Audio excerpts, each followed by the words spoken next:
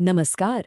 तो आज हम डिकोड करने वाले हैं शशीश कुमार तिवारी के एक बहुत ही पावरफुल मोटिवेशनल भाषण के पीछे की फिलॉसफी को, जिसमें उन्होंने एम्बिशन, काम और सेल्फ इमेज इन 3 चीजों पर बहुत जोर दिया है।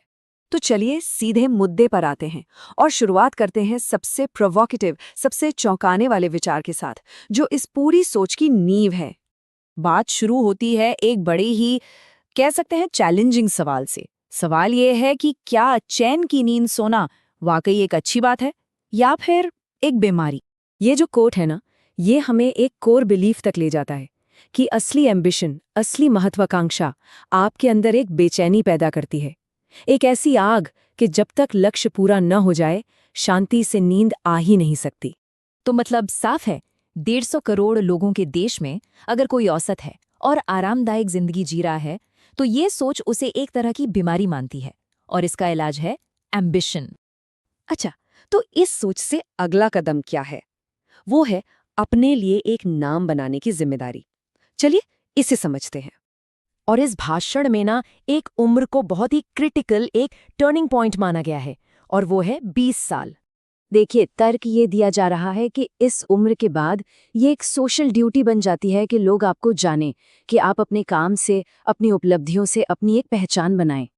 और जब किसी की कोई पहचान नहीं होती ना, तो पता है क्या होता है? सबसे करीबी लोग ही उस पर शक करने लगते हैं। परिवार, जीवन साथी, बच्चे, माता पिता।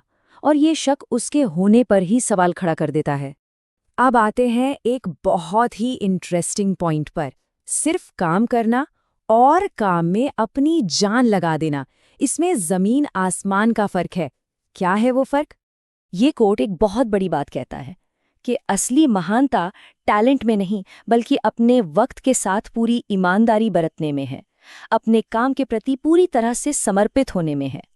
और ये जो फर्क है ना, वो कुछ ऐसा है।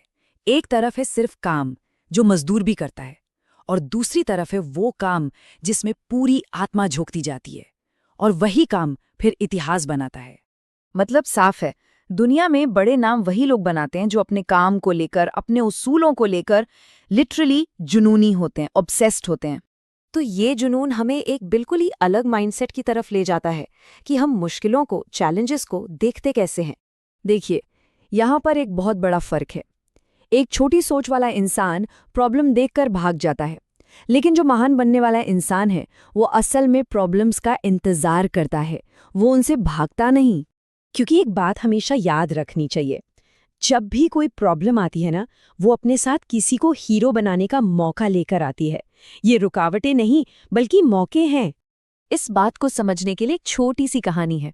सोचिए, एक टैलेंटेड क्रिकेटर टीम में आता है। पहला दिन, दूसरा, तीसरा, चौथा, उसे बैटिंग का मौका ही नहीं मिलता। अब वो बेचैन हो जाता है बुरी तरह से, और 5वें दिन जाकर वो कप्तान से कहता है, मुझे मौका दो।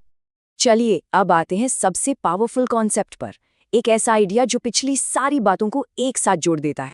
यहाँ पे एक बहुत ही पॉपुलर फिल्म पुष्पा की कहानी का जिक्र आता है। एक सीन है जहाँ वो अपना बिजनेस बचाने के लिए एक स्ट्रेटेजिक समझौते के तौर पर माफी मांग लेता है। लेकिन एक सवाल उठता है, माफी मांगने के फौरन बाद उसे पछतावा क्यों हुआ? साम्राज्य तो बच गया था, फिर भी उसके अंदर एक जंग छिड़ गई। क्यों? और यहीं पर कॉन्सेप्ट आता है सेल्फ इमेज का। इसका मतलब ये नहीं कि दुनिया आपको कैसे देखती है, इसका मतलब है आप खुद को अपनी नजरों में कैसे देखते हैं। वो जो अंदर का कॉन्फ्लिक्ट था ना, वो इसी सेल्फ इमेज का था कि ये मेरी सेल्फ इमेज नहीं है, मैं झुकूंगा नहीं। उसके एक्शन ने उसकी अपनी ही नज़र में बनी छवि को तोड़ दिया था। तो देखिए, पूरी बात का निचोड़ ये है कि नाम बनाना, काम में जान लगाना, मुश्किलों का सामना करना, ये सब मिलकर आपकी एक ऐसी सेल्फ इमेज बनाते हैं जो कभी टूटती नहीं, और यही एक पावरफुल लाइफ की असली बुनियाद है। तो आखिर में ये पूरी बातचीत हमें एक सवाल के साथ छोड़ जाती है। शोहरत या दौलत से भी बढ़कर किसी भी इंसान की अपनी नज़रों में सबसे बड़ी इमेज क्या हो सकती है, और उसकी रक्षा करना कितना ज़रूरी है?